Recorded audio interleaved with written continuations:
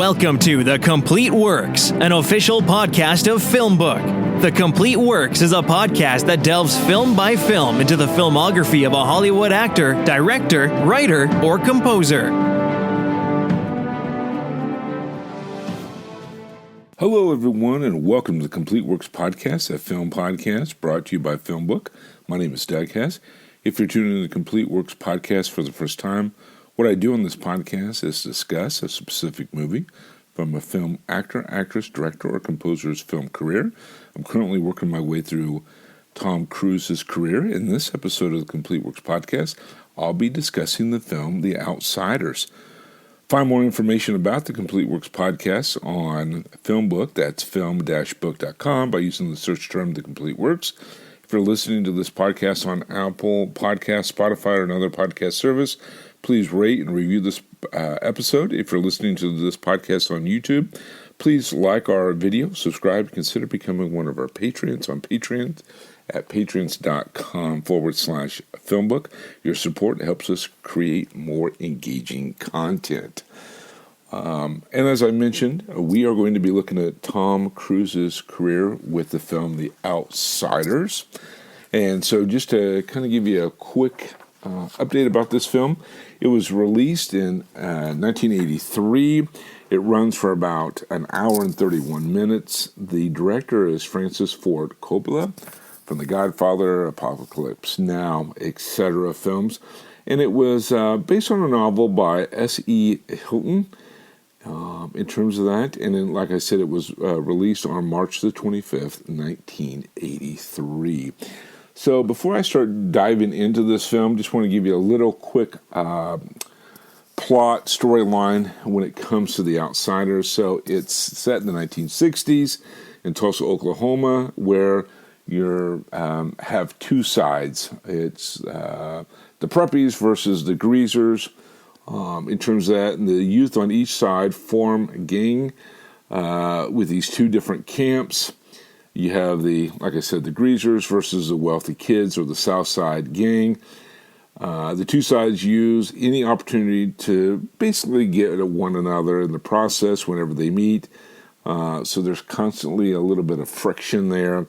Then one night, a gang member attacks two greasers with a knife. This sets off a chain of events that really leads us into the heart of the story, if you will.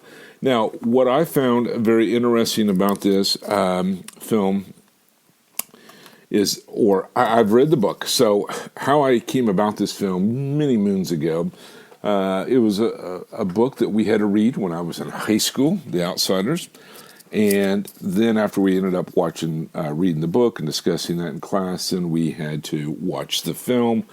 In terms of that, it is set with a bunch of cast members in the film, and it's got, like I said, just really a ton of cast in there. Matt Dillon, Ralph Macchio, C. Thomas Howell, Patrick Swayze, Rob Lowe, Tom Cruise, Emilio Estevez are in this film. So a lot of now we would consider them actors, but not necessarily at the time in this.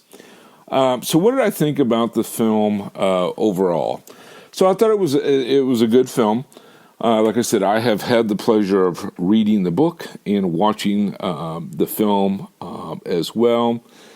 I thought the cast was great. So you have a good cast. With Matt Dillon, I think, is probably the most believable when it comes to a rebel, somebody who's a troubled teen. In that, he looks the part, he acts the part. And in terms of that, I think Patrick Swayze has a very strong appearance in this film as well. He's cast great as the older brother in the process. One problem I have with the film with Patrick Swayze is it seems like 1 minute he's really the smart intellectual individual, and then later or another part in the film he comes across as kind of dense or dingy, maybe is a word that I'm looking for. But overall, I thought he has a good performance. Ralph Macchio and C. Thomas Howell. Obviously, they're the two main characters that carry the majority of the film, especially once the fight goes on with the knives, the killing, and they have to split town in terms of that. So I think they really do a remarkable job of carrying the film. Now, when it comes to some of their co-actors, Rob Lowe, Emilio Estevez, Tom Cruise, Darren Dalton, they have a much smaller role. They add color. They add to the film. I'm not saying that at all. I think they bring value to the film. It's just that their performances aren't bad. It's just that they're not in the film as much as some of the others, and I think they really kind of carry the show, if you will, in terms of that. So that's what I think of the characters.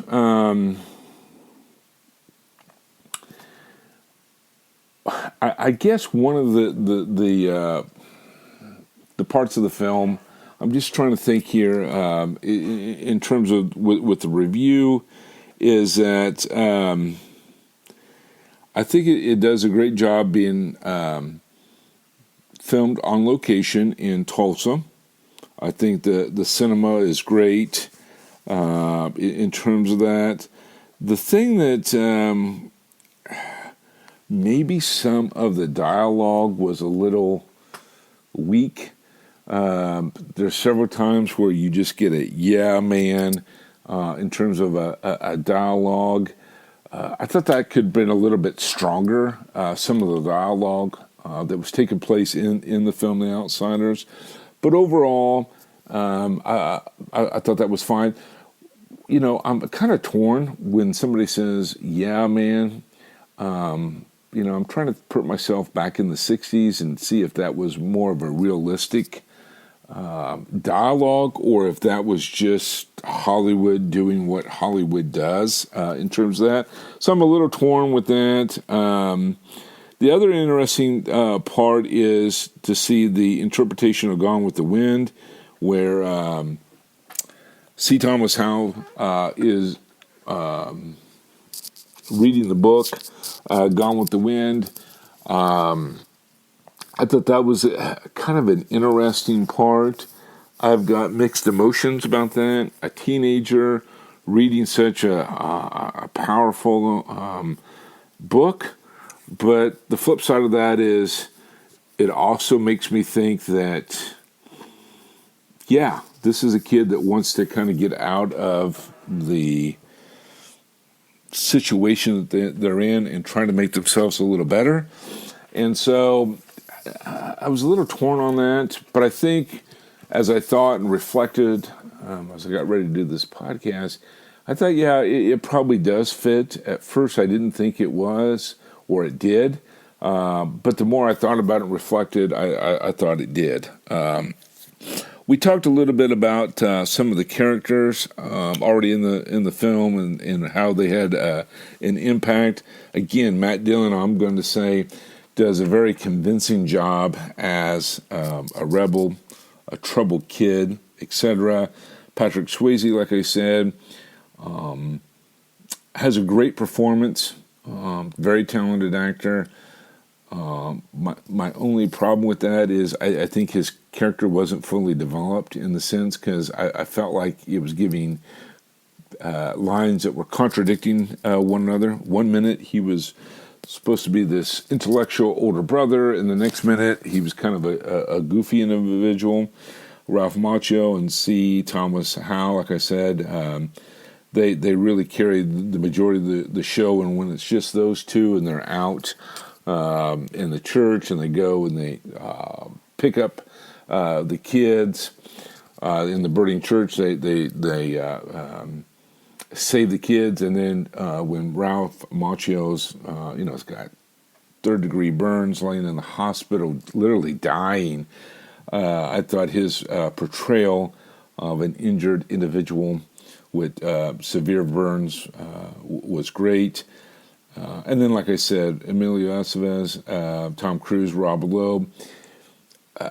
Nothing against them. It was just that their characters were there. They were in the background, and they could have been developed a little bit more. But they did bring color or a little bit of interest to that. I remember where Emilio Estevez is sitting on the floor watching Mickey Mouse eating cereal.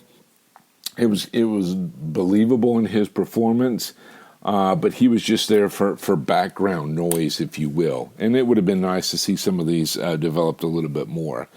When it comes to other films in the genre and how other films in the director's film career, obviously we want to look at Francis Ford Coppola. I think as a director, I think one of the things that's unfortunate for him is that we're comparing everything against The Godfather, whether we want to or not. It's going against The Godfather and The Godfather Part 2, both Academy Award-winning films. This is not a bad film. This is a good film. And I thought overall that Francis Ford Coppola does a wonderful job in this. But the problem is we're going against other great films in terms of, like I said, The Godfather. And we're also trying to compare it to The Apocalypse Now. Just some really good films that are out there that are kind of the gold standard when it comes to the film cinema. We don't necessarily think of The Outsiders as being one of those that is going to reach that height. In terms of that, so I just think it's an interesting film to watch, but I think, unfortunately, when we're comparing it to other films in Francis Ford Coppola's genre, this is going to kind of get pushed back out to the side and probably not going to get a fair look or a very serious look because we're comparing them to other great masterpieces that he has done. So I think to some degree he gets a little robbed in terms of that. Some of the other films in the genre, there's a lot of stars in this, or would-be stars, not necessarily at the time. In terms of that, I have also seen and heard that there's some of these individuals that are being considered part of the Brat Pack, and I think that's, again, goes to Andrew McCarthy's documentary. I know there's been a huge surge in there.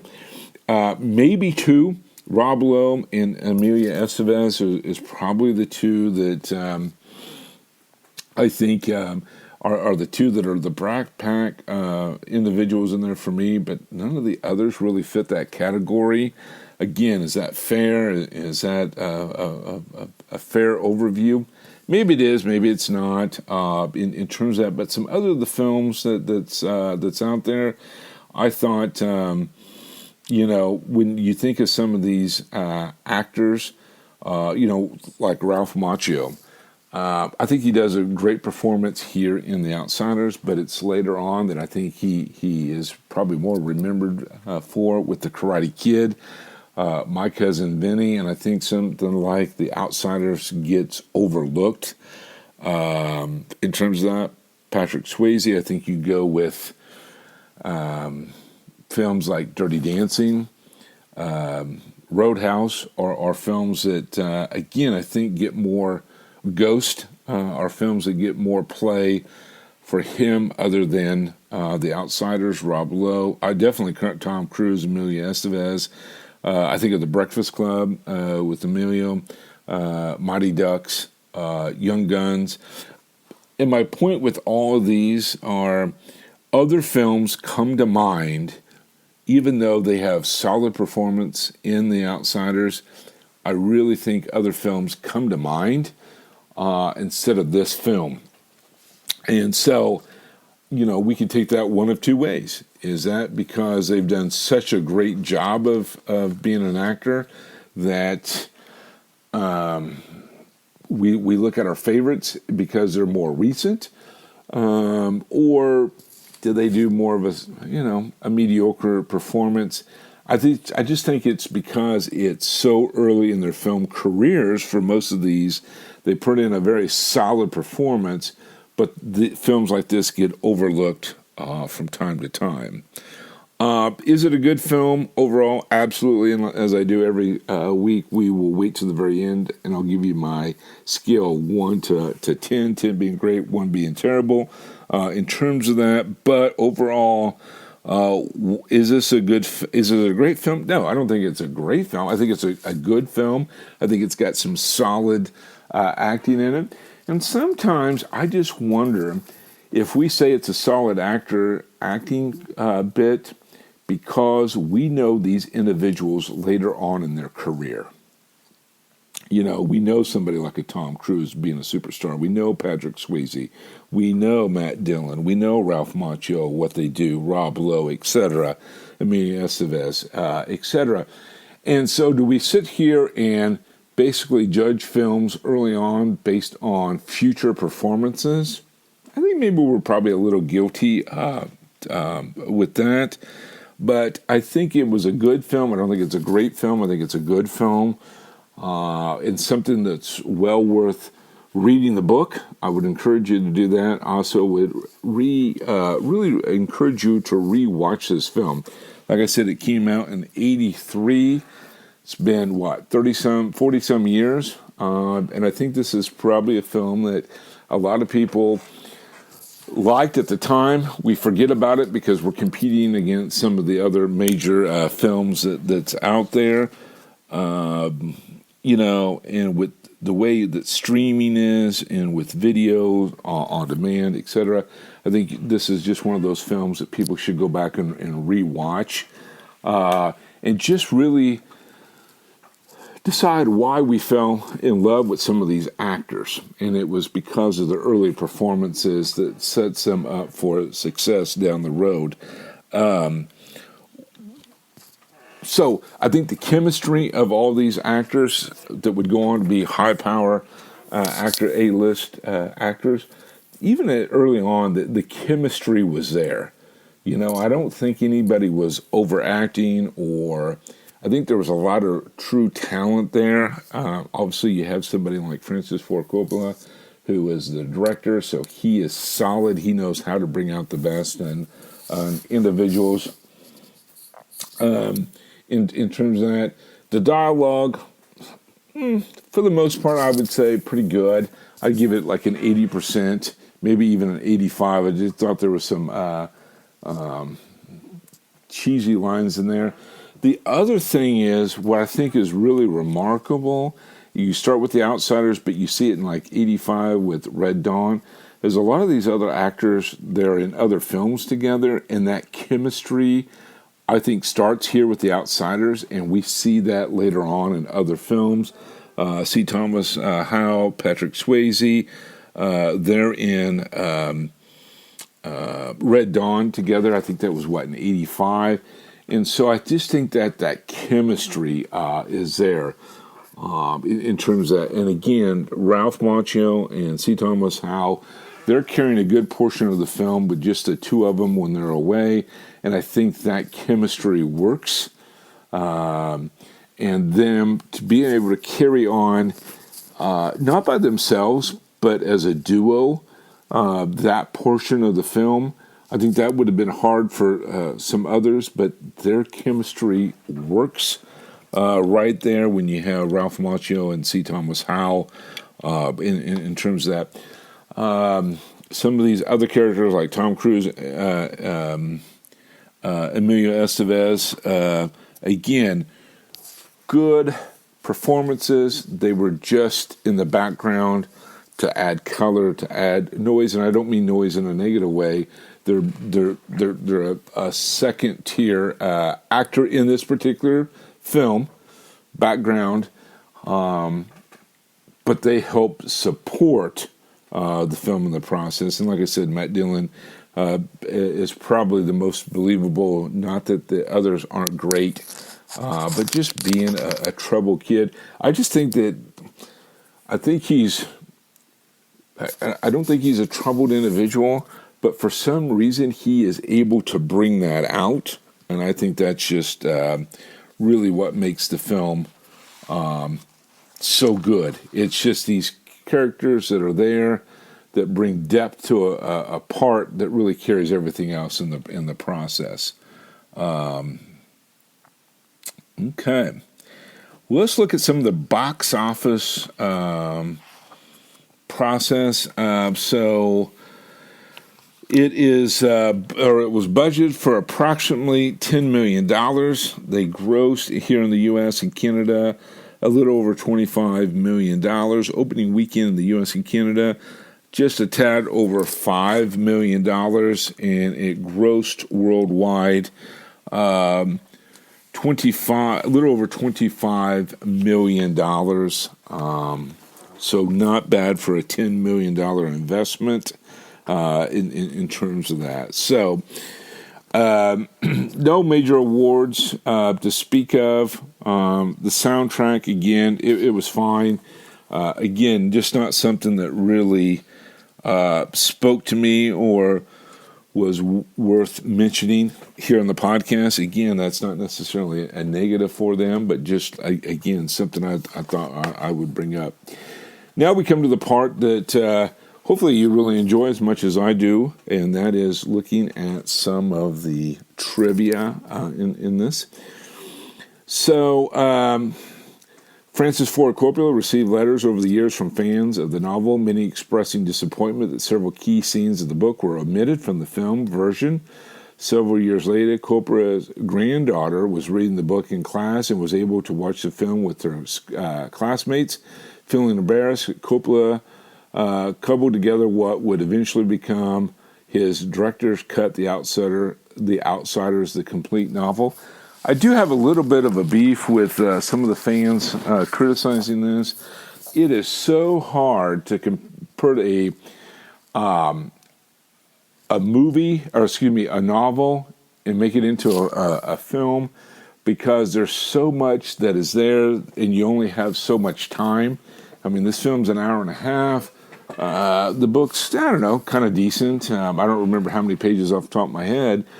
But I think I always felt that that's a little unfair, because you're trying to compact so much and you have so much money, so much time to get something done, that I think sometimes fans, we're all guilty, myself included, where we're asking just a little bit too much.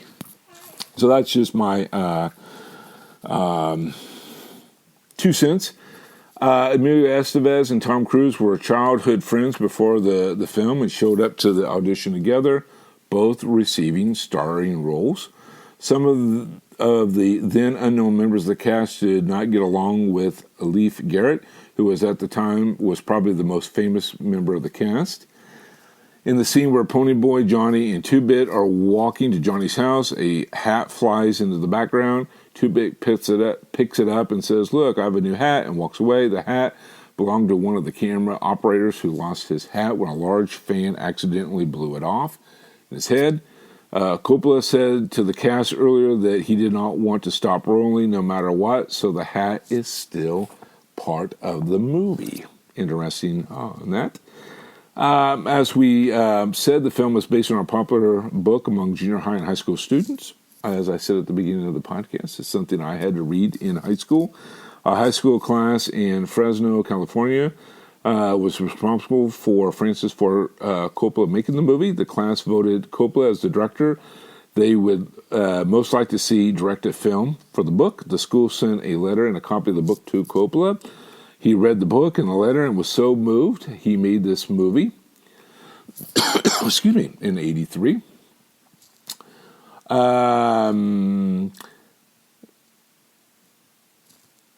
Let's see here. S.E. Hinton was a part of every aspect of the filming. She stated in several interviews how much she loved the boys cast to make up the gang of greasers. Since most of them were teenagers and away from home with no adult supervision, she claims she became a mother figure to them on and off the set and finally remembers being called Mom. The actors pulled some pranks in the hotel where they stayed while shooting this film.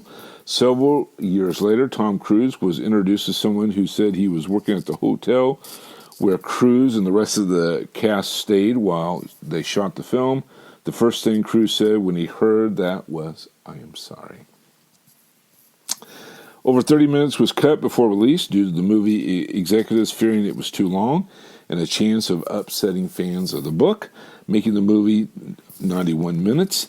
In 2005, a director's cut DVD titled The Outsiders, the complete novel, was released. It stored much of the footage. In an interview about The Karate Kid in '84, Ralph Macchio was asked what his favorite character he has played. He said Johnny from The Outsiders because that was the role he really wanted. And I booked it. Johnny has a special place in my heart. End quote from Ralph Macchio. Excuse me. Patrick Swayze was 29 at the time that he played his character, and he was 9 years younger than the character. Excuse me. To help the cast establish the actors' rapport and block shots, Coppola spent 2 weeks during production shooting the entire film on videotape before he began using film. It is believed to be one of the first times that technique was incorporated into a film schedule, while the footage rarely turns up. Ralph Macchio had a similar experience excuse me, in '84 when shot rehearsal for The Karate Kid was done on a home video camera. In terms of that, Rob Lowe has never reviewed his cut scenes until Francis Ford Coppola released The Outsiders, the complete novel, in 2005, some 23 years after making the film. Nicolas Cage auditioned for the role of either Derry or Dallas. Now, what's really interesting is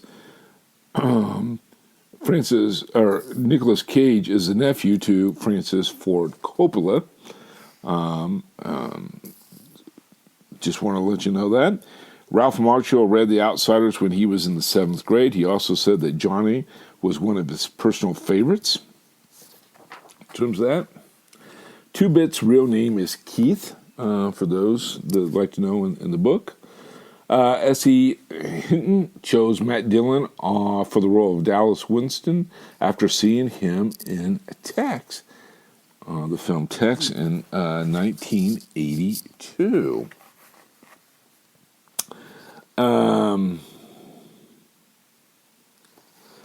Let's see here.